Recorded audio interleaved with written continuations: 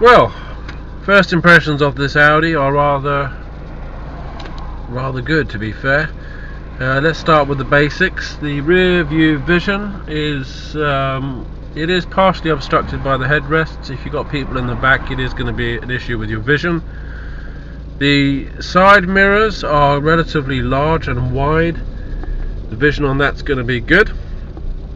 The instrument cluster, well, it's not obstructed by the steering wheel at the top, but I have to admit these two dials here, the speedo on the right, the rev counter on the left, I think they're a bit too wide apart.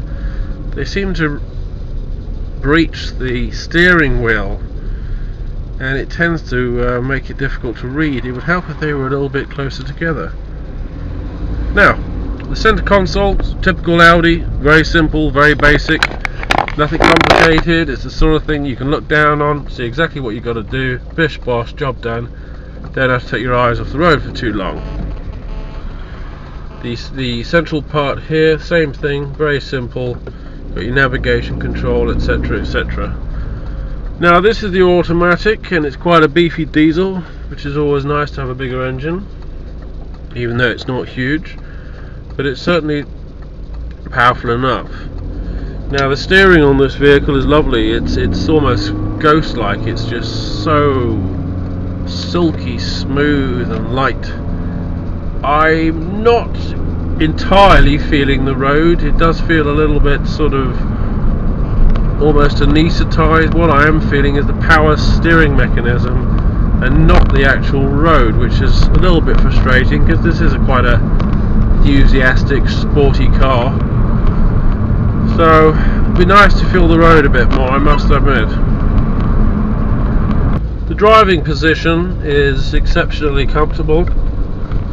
In fact, it's idyllic. There is an enormous amount of headroom, far more than I could ever need, and I'm well over 6 feet. The seats are very, very well made.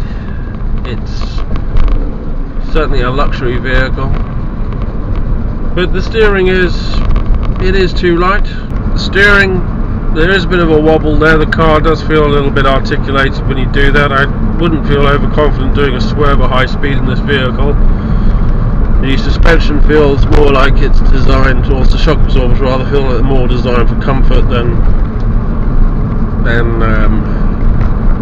sporty driving. I'd like something a little bit more enthusiastic, I think, in that sense.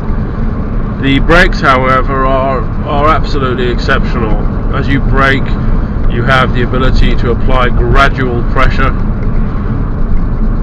and you can feel all four calipers working in perfect synchronization. In fact, the brakes is probably the most amazing part of this car on a mechanical basis. They really are exceptional. The brakes on this are certainly in the same league as mid-range and top-end BMWs and Mercedes. They certainly do feel very powerful. This car must have huge discs on it.